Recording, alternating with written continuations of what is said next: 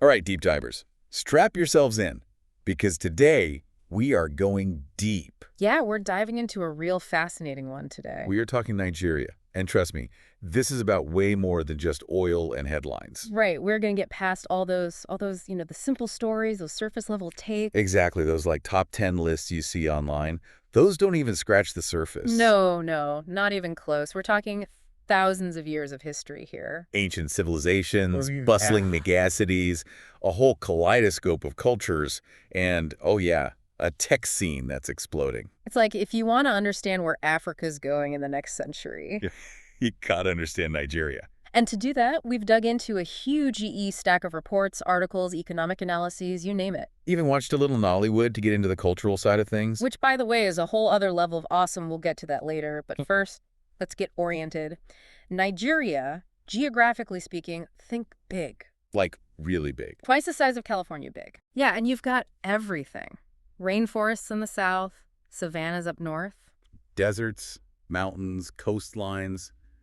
Seriously, this place has it all. And it's been populated for a long, long time. Like, way longer than a lot of people realize, right? Way longer. I mean, we're talking evidence of humans hanging out there going back to 9,000 BC. 9,000 BC, that predates the pyramids. It predates Rome, Greece, you name it. This is old school civilization we're talking about. Okay, so long history, diverse geography. Let's talk about the people. Nigeria is known for its incredible cultural diversity, starting with its three largest ethnic groups: the Hausa Fulani in the north, the Yoruba in the southwest, and the Igbo in the southeast. And each of these groups, they've got their own distinct languages, traditions, religions, art forms, cuisines, you name it. It's amazing. It's a lot to take in, which is why, those quick takes you see online just can't do it justice. No way. You really need to take a deep dive, look at the nuances, the way these cultures have interacted and influenced each other over time. And continue to influence each other. Let's not forget that. This isn't some, static museum display of culture. It's alive, it's vibrant. It's constantly evolving, yeah. Okay, but let's be real. When most people think Nigeria, they think one thing: oil. Can't really talk about Nigeria without talking about oil. Nope. It's the economic engine of the country. It makes them the largest economy in Africa. And that brings its own set of challenges, which, our research definitely got into.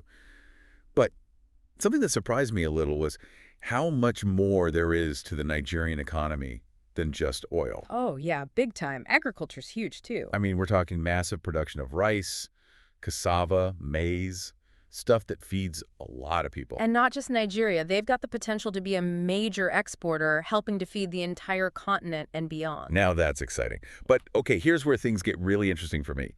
The tech scene. Apparently, Lagos is becoming like the Silicon Valley of Africa. It's true, and it's not just Lagos. Abuja is another major hub, and there are smaller tech centers popping up all over the country. They're attracting huge investments, more than anywhere else in Africa. Which makes sense if you think about it. You've got a young, driven population, a rapidly growing middle class, and this hunger for innovation. And don't forget, Nigerians are known for their entrepreneurial spirit. They've been finding creative ways to do business, to build things for a long time. Now they're applying that same drive to the tech sector. I'm seeing a theme here, this resilience, this ability to adapt and innovate, even in the face of challenges.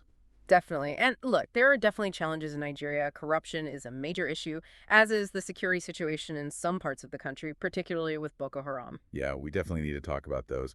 Our sources were pretty upfront about the problems, and frankly, it would be irresponsible of us to gloss over them. Absolutely. And then there's the infrastructure. It needs work. Roads, power, internet access, these are all areas that need significant investment. And education. Making sure everyone has access to quality education, that's crucial for long-term growth and stability. Right, and all of these challenges, they're interconnected. You can't really address one without addressing the others. It's a puzzle, Yeah. but it's a puzzle that Nigeria seems determined to solve. They're working on it, that's for sure. And that's what I find so inspiring, Mm. Despite the challenges, there's this optimism, this belief that things can and will get better.